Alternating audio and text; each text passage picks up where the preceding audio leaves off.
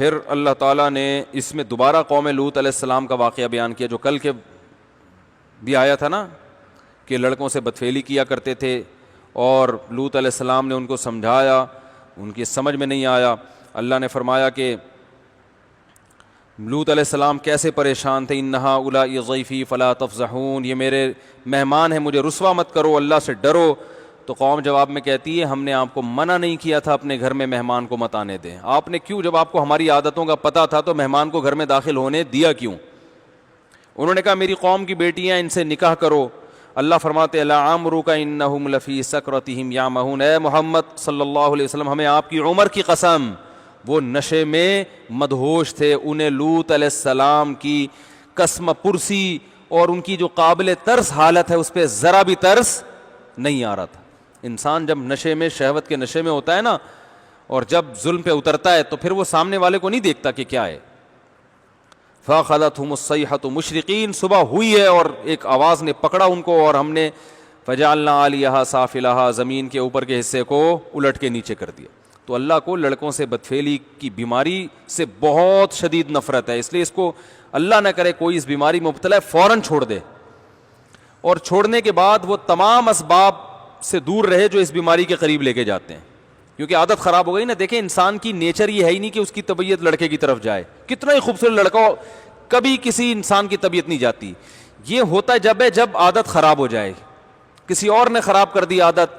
یا وقت پہ نکاح نہیں ہوا، فحش چیزیں دیکھ دیکھ کے شہوت بھڑکتی ہے، جب حلال سے پوری نہیں ہوتی تو حرام کی طرف جاتا ہے، اس سے مزاج بگڑ جاتا ہے۔ پھر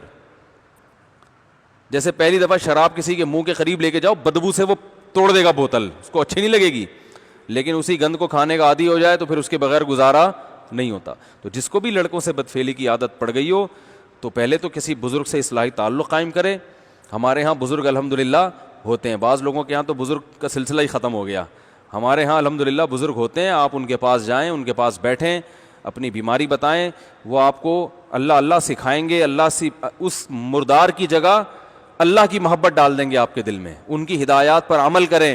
اور نظر کی حفاظت کریں، جس سے کوئی ایسا عشق ہو گیا اس کے کبھی قریب مت جائیں، اس کا کبھی تصور مت کریں۔ ایک نوجوان نے مجھے بتایا کہ مجھے کسی لڑکے سے عشق ہو گیا، مجھے بہت اچھا لگتا تھا، بار بار اس کے پاس جا کے باتیں کرتا، برائی نہیں کی لیکن عشق ہو گیا۔ کہہ رہے جب مجھے اللہ کا خوف پیدا ہوا نا تو میں نے اس سے بولا کہ یہ اب دوبارہ مجھ سے کبھی ملنے کے لیے نہیں آنا۔ کہہ رہے ہیں وہ پھر آنے لگا تو میں نے ایک تھپڑ لگا دیا اس کی، بظاہر غیر اخلاقی حرکت ہے مگر یہاں تھپڑ اللہ کو بہت پسند ہے ٹھیک ہے نا،